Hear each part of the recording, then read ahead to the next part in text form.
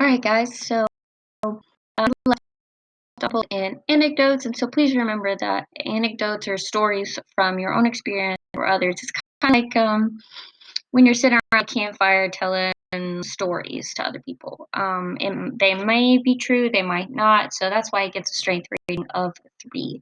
They can be very convincing, though. Okay. Our next part here is emotional language. So this is when our understanding of connotation and denotation really comes into play. So this is a strength rating of 1 because it can be really deceiving. I mean, it can kind of be a little tricky. Um, it might be there to convince you that something is true when it's really not. So what is it? It's a choice of words to create an emotion, usually to influence. So for example, that does not have emotional language in it might say another person in the bar was injured by the man's glass. So no feelings really in there. I mean, it's a violent situation, but we don't really have any quote unquote emotional language thrown in there.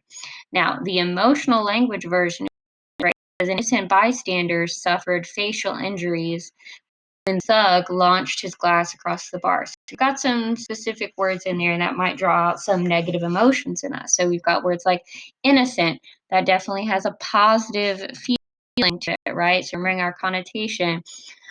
Suffered, that's definitely a super negative connotation. It brings feelings of bad feelings to us because when we suffer, that means we're usually in a lot of pain, whether emotional or physical. And then, of course, thug. Now, um, depending on you may have a more neutral connotation, but more often than not, specifically like in here we have, it creates very negative feeling.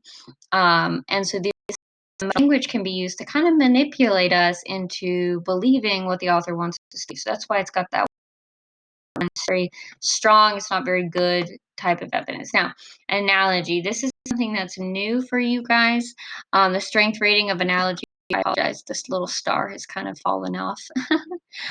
So an analogy is comparing one situation to another because they might have similar characteristics.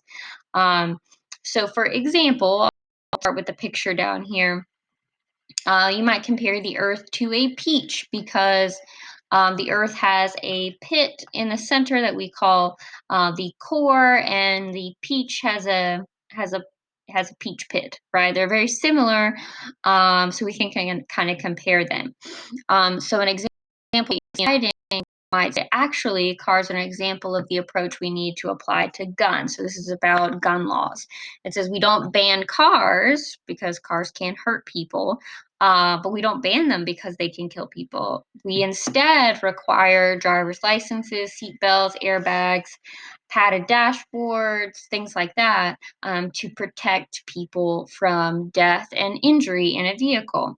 And we've reduced auto death by 95%. So this person is saying that because even though cars are dangerous, we still allow them on the road. We've just put measures in place to make them less dangerous, and that we should do the same thing.